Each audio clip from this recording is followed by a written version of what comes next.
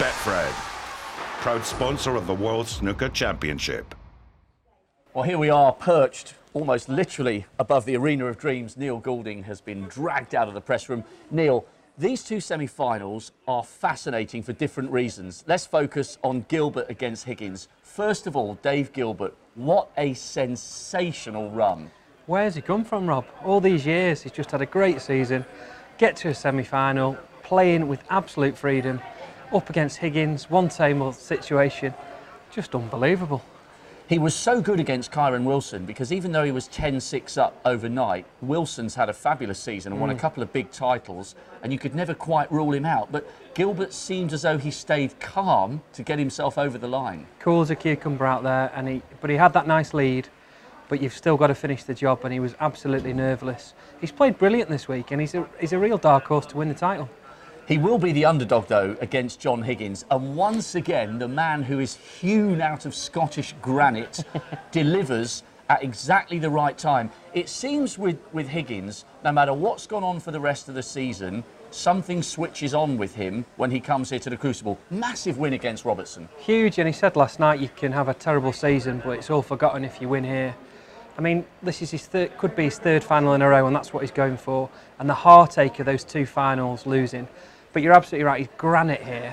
He just seems to love playing in the Crucible. He's won it 4 times. He's a class act. And yeah, he ground Robertson down because Robertson's been one of the form players of the season, Rob, hasn't he? He has. And it's interesting with Higgins because it wasn't that long ago at the UK Championship, John went out early, came into the press conference and more than hinted that he was contemplating leaving the sport.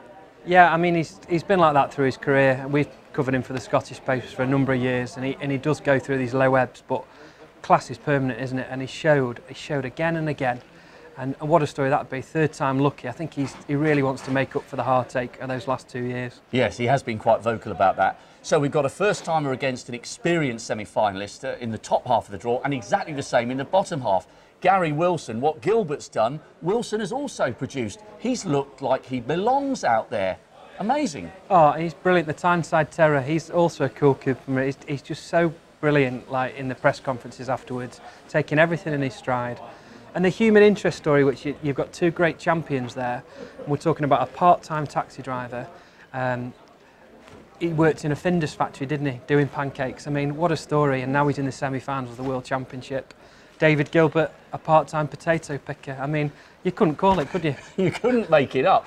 But Wilson's going to be dangerous for Judd Trump because, you know, he comes through a final frame decider against Bracel, he knocks out Mark Selby and then looks great value against Ali Carter. He hasn't fluked those wins and he's almost got nothing to lose. Yeah, and he says his best is yet to come. He has nothing to lose.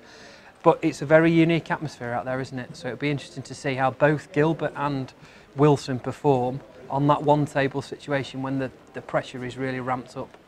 Let's finally talk about Judd Trump. Explosive start against Mags, 6 on the spin, and from there Maguire said, look, he kind of destroyed me in that session.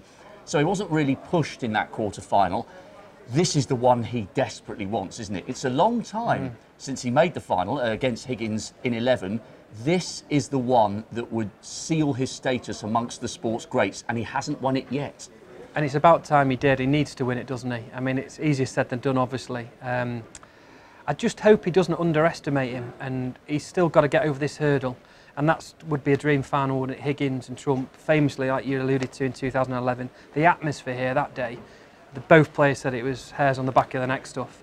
But yeah, I mean, this is his time. He'll look at the draw now, respectively, and the players with Selby out, Ronnie out, some of the big names. This is probably one of the best opportunities he'll get.